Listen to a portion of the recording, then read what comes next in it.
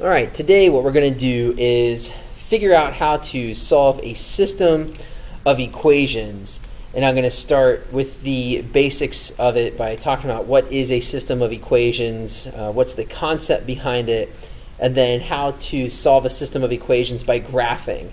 Later we're going to get into how to solve systems of equations by using a few other methods, but for the intro, just to get the concept and how it pertains to graphing. So we'll use these two problems to figure out how to do everything. Now, what's helpful before we start solving a system of equations is first knowing, well, what in the world is a system of equations? And before we know what a system of equations is, we should probably know what an equation is.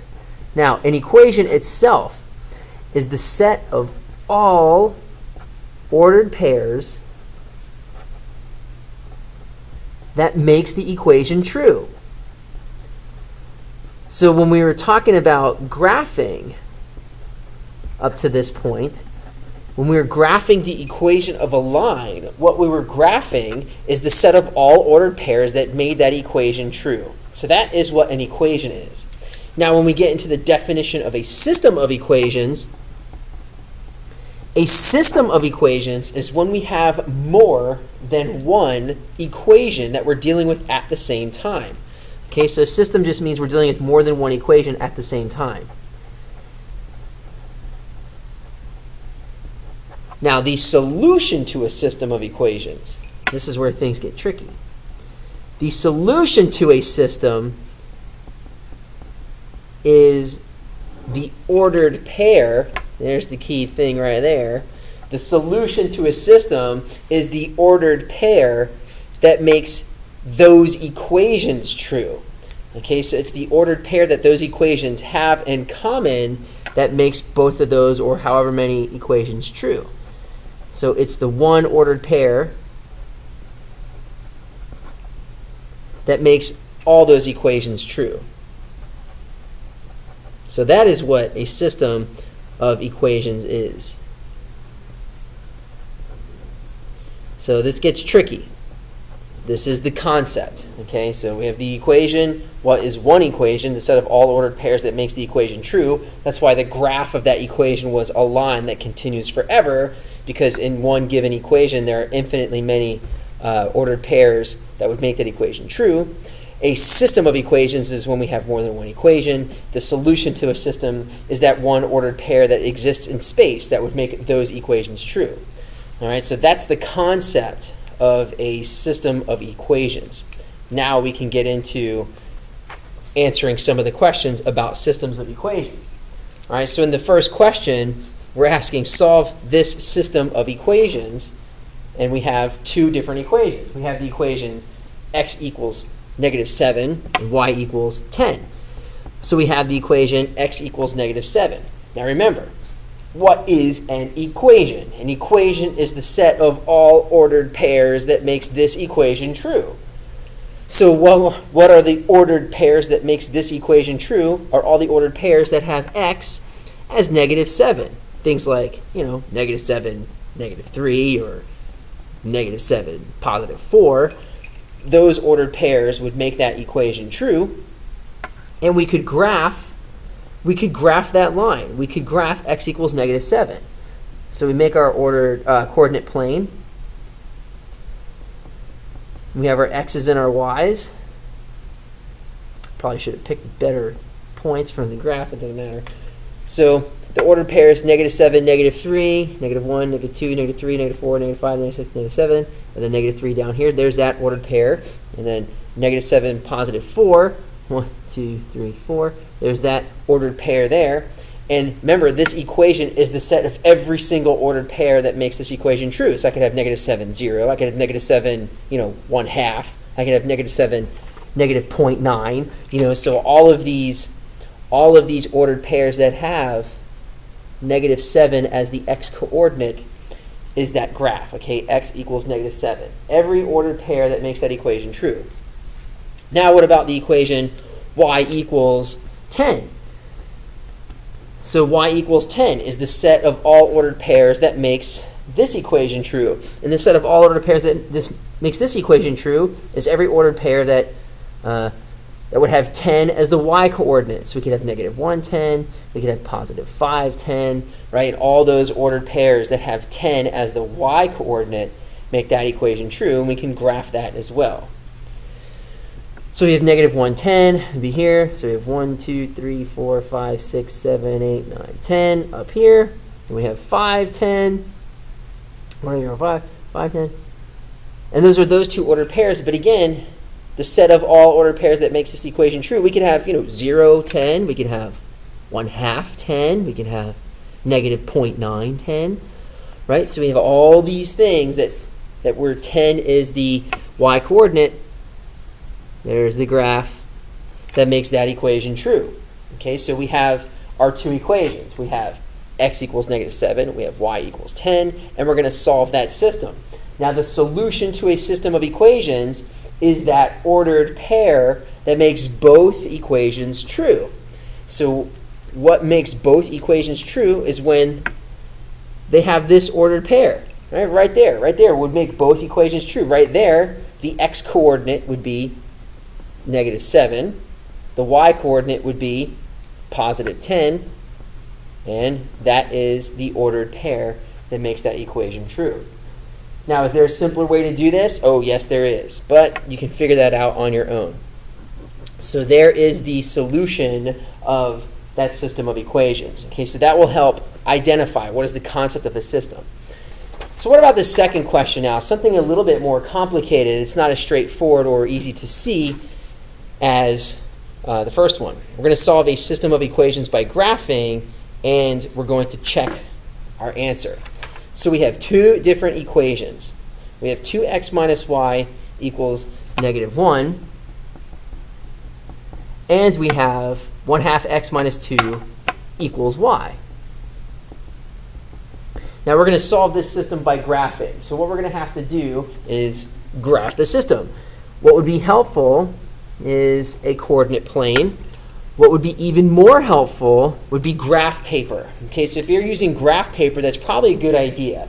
And you'll see why, because if you hand draw a coordinate plane, your intervals may not be evenly spaced out. And so your picture may come out a little bit crazy. So if you're using graph paper, that would make life a lot easier. Me, I'm going to hand draw it because it doesn't matter. As I say in the problem, we're going to have to check our answer anyway, and I'll show you how. So we're going to graph each equation. The first equation we're going to graph is 2x minus y equals -1. And we can graph it in any manner. We could use slope-intercept form. We could use x-intercepts, y-intercepts. We could use all sorts of things that would help. What I'm going to use is x-intercept and y-intercept. So for here, the x-intercept is when y equals 0, right? So the x-intercept is when y equals 0. So I'm going to have my equation 2x minus, well, y is 0, equals -1, and then I'm going to solve for x. So I solve for x, I have 2x equals -1, and then I divide both sides by 2, and I find my x-intercept is going to be -1/2. So my x-intercept is -1/2. So that point on the coordinate plane would be here. Now, where is my y-intercept? Okay, so in this graph, I'm going to find the y-intercept now. The y-intercept is when x equals 0. So I use my original equation, I make x 0, and then I will solve for y. So if x equals 0, be careful of the trick here. 2 times 0 is 0. I'm going to have -y left. And if -y equals -1, then +y equals +1. Okay, so my y-intercept is going to be at 0, 1. My y-intercept is going to be at 0, 1. Now before I go graphing crazy, what I want to do is reiterate a couple things. From this equation, what is the slope? The slope of this equation, -a over b. Okay, so my slope from standard form is negative a over b, so just to be sure. And my slope would be negative 2 over negative 1. My slope would be 2. Okay, so just to make sure my slope is going to be 2. So to make sure my graph is fair, I have a y-intercept here, I have a slope of 2. Okay, so I can go 2 down and 1 to the left. I can go 2 up and 1 to the right. And here is my first line. Okay, so I've graphed that first equation. So that is the graph of the first equation, the set of all ordered pairs that would make this equation true. Okay, so remember, what is an equation? The set of all ordered pairs that makes this equation true. The set of all ordered pairs that would make that equation true is right here. And now I'm going to graph the second equation. In this second equation, I think it will be much easier to use slope-intercept form. So remember, slope-intercept form is y equals mx plus b. Well, if you're playing heads-up ball at all, you would realize, we could use the reflexive property of equality. And if we use the reflexive property of equality, that just means I could switch these two sides of the equal sign. And if I switch those two sides of the equal sign, I would have the y on this side and then the 1/2 x minus 2 on this side. And guess what? That is slope-intercept form, where 1/2 is my slope and negative 2 is my y-intercept. So I can graph using that way. So I'll graph that. Negative 2 is my y-intercept. My slope is 1/2. Up 1, right 2, or down 1, left 2. And it almost looks like that's where they're going to cross, right? So we'll have our set of all ordered pairs that makes that equation true. And it will look like this. Okay, so here are the two graphs. We have the graph of the first equation in red, the set of all ordered pairs that makes this true. The graph of the second equation in purple, the set of all ordered pairs that makes this true. The solution is the one ordered pair that makes both equations true, and that is where they cross, right about here. Okay, so it looks like they cross there. Now, where in the world is there? Okay, so there, it kind of looks like, based on this graph, if here I have, 0, negative 2, and I went down 1, 2 to the left, it's almost like I'm looking at negative 2, negative 3. Okay, so it looks like I'm looking at negative 2, negative 3. So it looks like that is the ordered pair where they cross. So it looks like the solution of the systems is negative 2, negative 3, but let's check our answer. How do we check our answer? Well, remember what an equation is, the set of all ordered pairs that makes the equation true.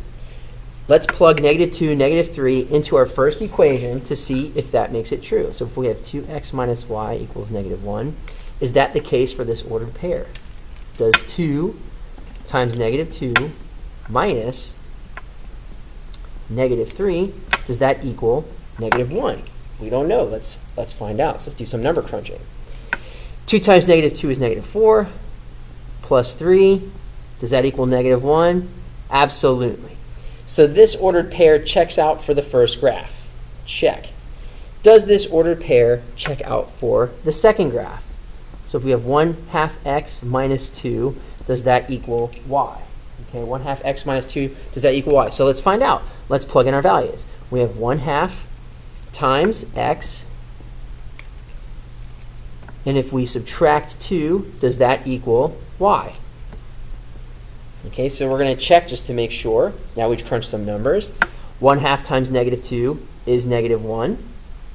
Minus 2, does that equal negative 3?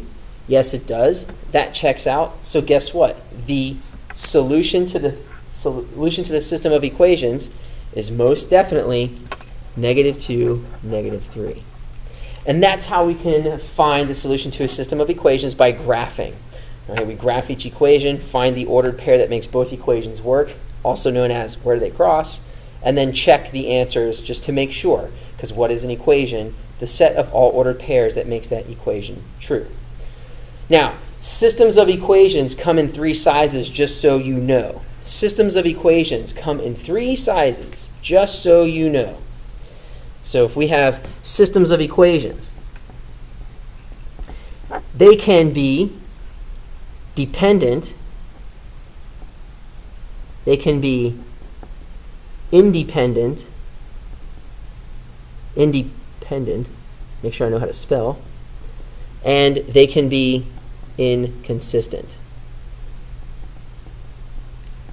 So a dependent and independent equation, that is called a consistent system, but a dependent equation has solutions. These two equations, or two types of systems, these two types of systems have solutions.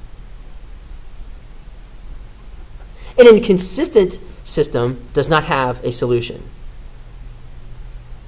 Now, an independent system is a system that has one solution. A dependent system has infinitely many solutions. So infinitely many ordered pairs make both equations work. You know what that means? That means a dependent system, you're talking about two different equations that are actually the same line. An independent system has one solution. An inconsistent system, of course, has no solutions. And you'll be able to tell that by comparing a few things. When you make references in the book, if you understand what a system of equations is, this becomes much easier, and I can help you on that through class. So just so you know, that's how systems go. So this system, of course, independent.